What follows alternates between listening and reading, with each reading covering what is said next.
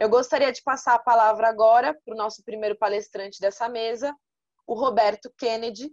que é pós-doutor em História da Educação pela Universidade de Lisboa, Portugal, coordenador do Grupo Interdisciplinar Marxista GIM Unilab e membro do GEP, Grupo de Estudos com os Povos Indígenas. Professor, a palavra é sua.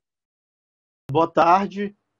sou Roberto Kennedy, sou professor da Universidade Federal da Integração Internacional da Lusofonia Afro-Brasileira, Unilab,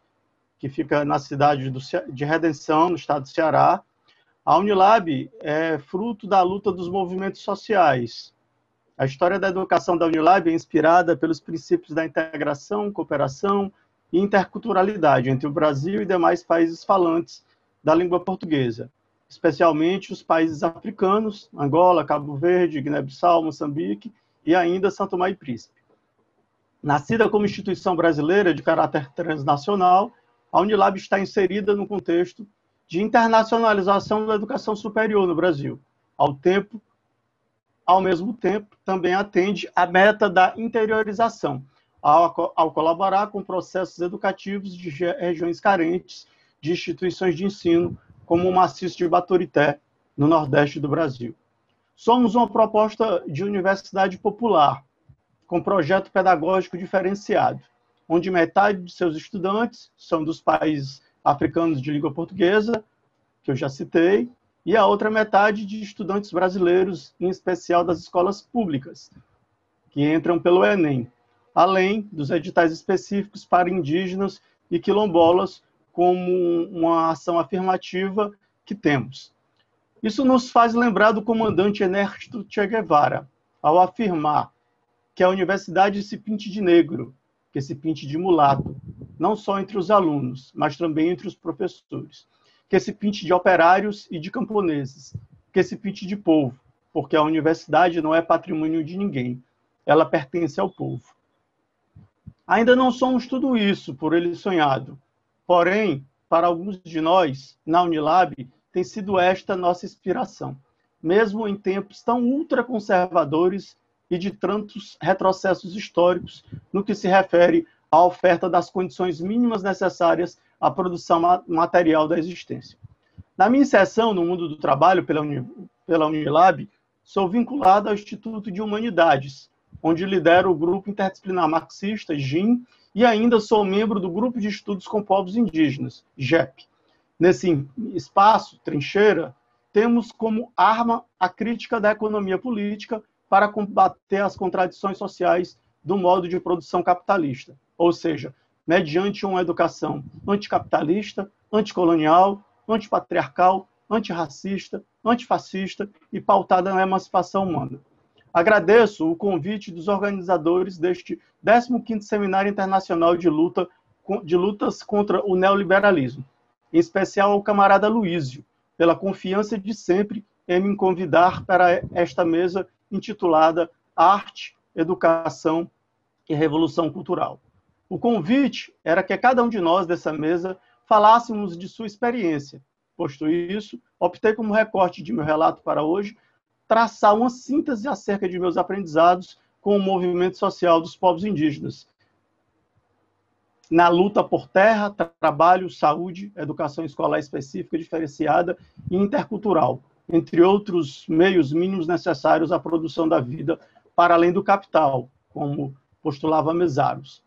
Peculiarmente, tratarei, inspirado pelo materialismo histórico dialético, sobre a formação da consciência étnica do trabalho docente indígena no Ceará e especificamente nesse contexto do Nordeste brasileiro. Hegemonicamente, a historiografia referente à escrita da temática indígena ou dos sujeitos indígenas são invisibilizadas, né? Para destacar, por exemplo, só recentemente, em 2008, que a gente teve a Lei 11.645, que tornava obrigatória a temática indígena em sala de aula. Ainda um projeto a ser concretizado. Os livros didáticos ou possuem um hiato explicativo da situação indígena ou narram o total desaparecimento, esquecimento do índio, mediante a explicativa de uma exterminação completa na qual houve aculturação e mestiçagem. De fato, para a história oficial ufanista dos colonizadores, com raras exceções, o lugar da memória histórica das diversas etnias que habitavam e ainda habitam o território que hoje categorizamos como Brasil é inexistente, esquecido, silenciado.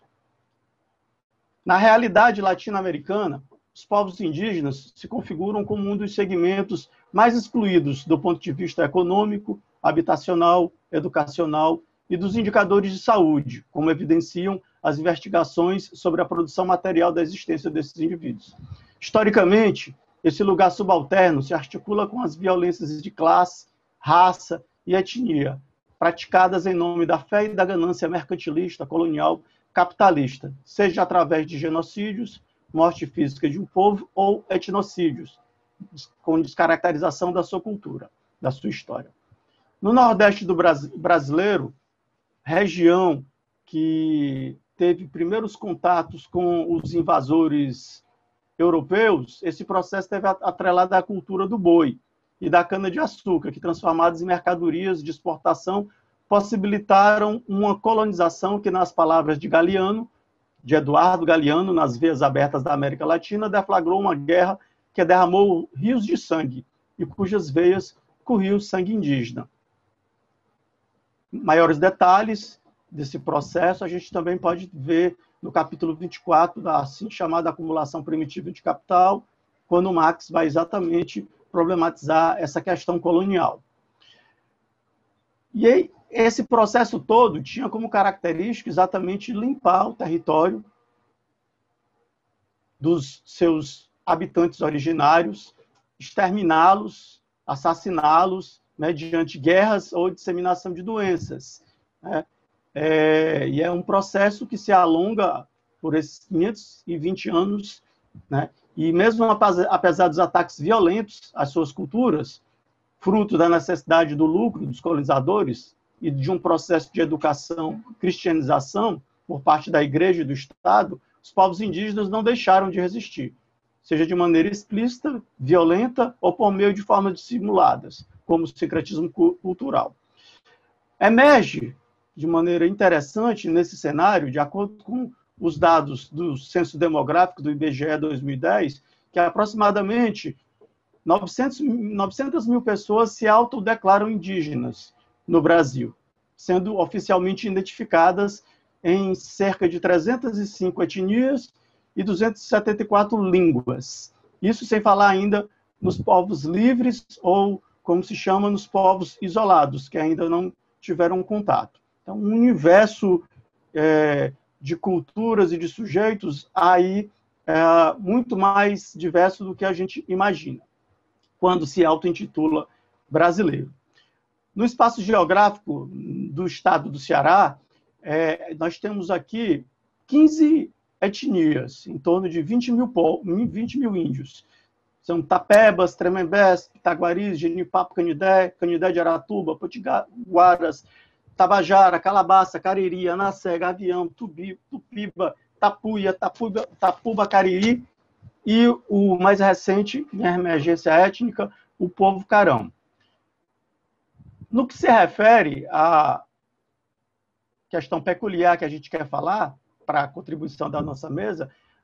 que é a dimensão diferenciada da educação escolar indígena, a gente tem no estado do Ceará, fruto da luta do movimento indígena, 42 escolas, com cerca de 350 professores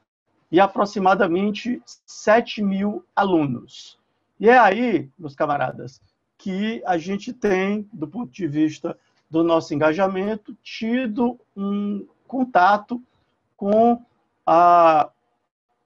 uma formação de uma consciência étnica no que se refere ao mundo do trabalho da docência indígena. Aí é possível, então, fazendo um exercício que leva em consideração a dialética e a elasticidade dos conceitos,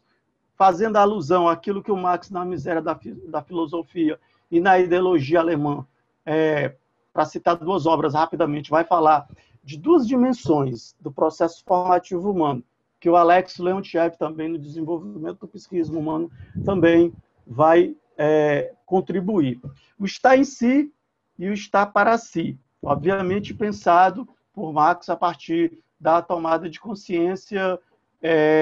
dos trabalhadores operários da emergente sociedade industrial inglesa, né? Pensando a elasticidade da compreensão do está em si e do está para si,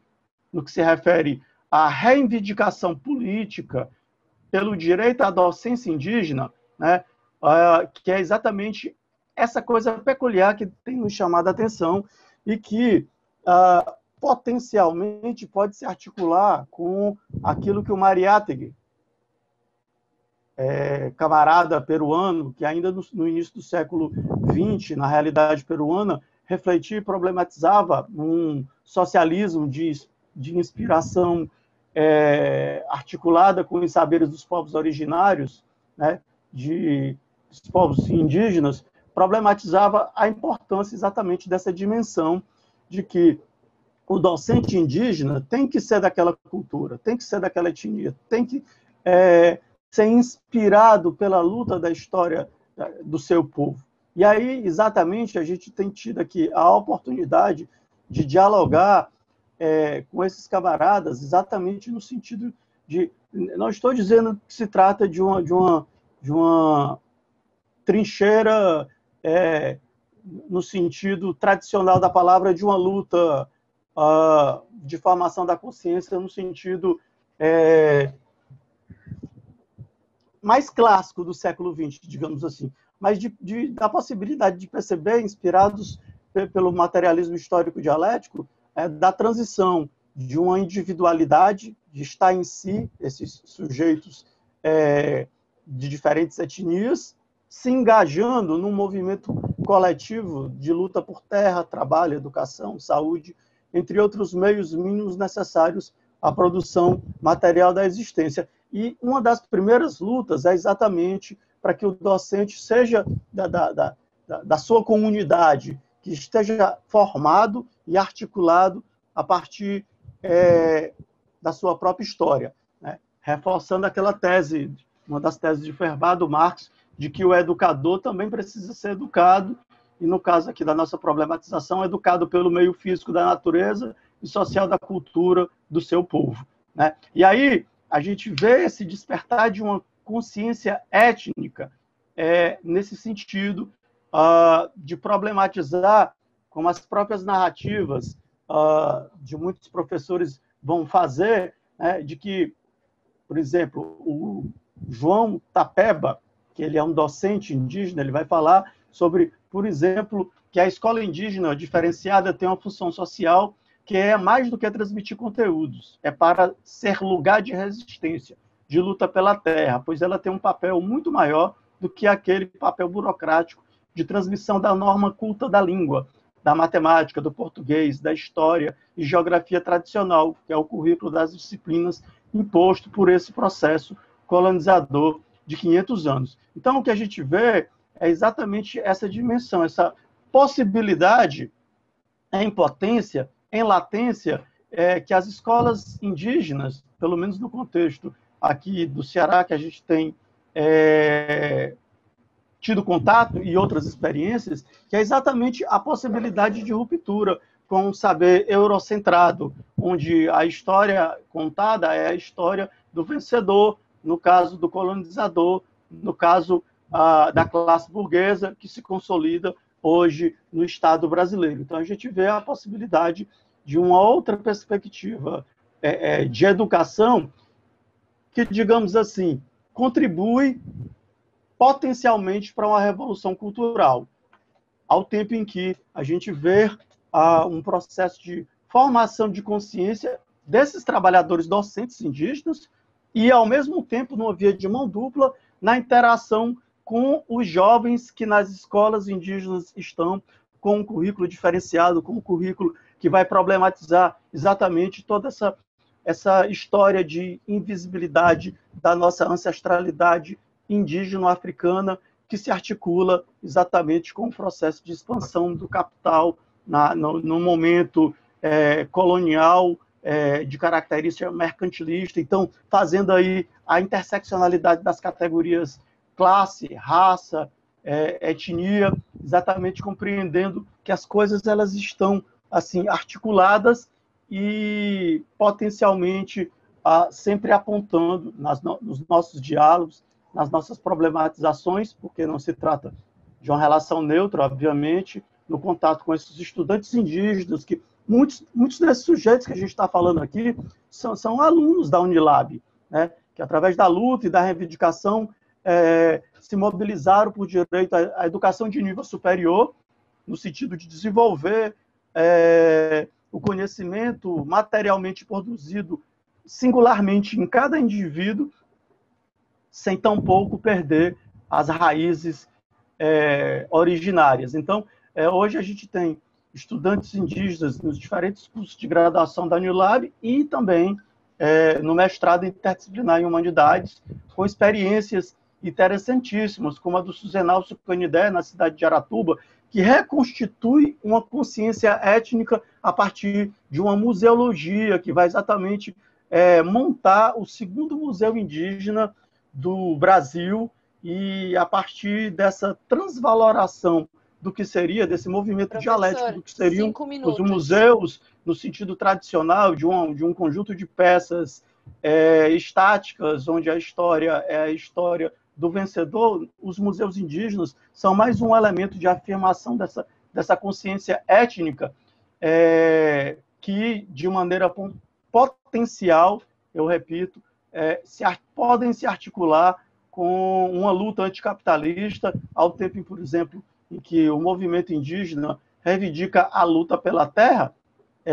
Não são eles que estão dizendo isso que agora eu vou dizer, mas são problematizações nossas, com os nossos diálogos. Bem, a luta pela terra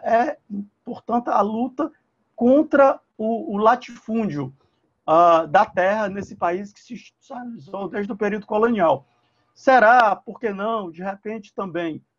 a luta pela terra não é a crítica prática à propriedade privada, a lógica inerente da socialidade do capital? Portanto, nos diálogos, a problematização e a importância e necessidade que essa luta pela terra tem que ter, no sentido de transpor a pauta reivindicatória meramente inclusiva em direitos sociais, no âmbito do direito burguês, que é o que a gente observa nesses novos movimentos sociais, do contexto da democratização, na luta contra a ditadura, luta por terra, por saúde, por educação, ainda muito dentro do Estado democrático, do que estabelece meramente a Constituição. E não adianta só isso, é preciso uma articulação que dê conta em potência de uma luta anticapitalista, de uma luta pautada na emancipação humana, onde cada um possa desfrutar conforme a sua capacidade e segundo a sua necessidade. Esses são alguns elementos do que a gente pensa numa mesa sobre arte, educação e revolução cultural, que pode estar apontando, são experiências que andam na contracorrente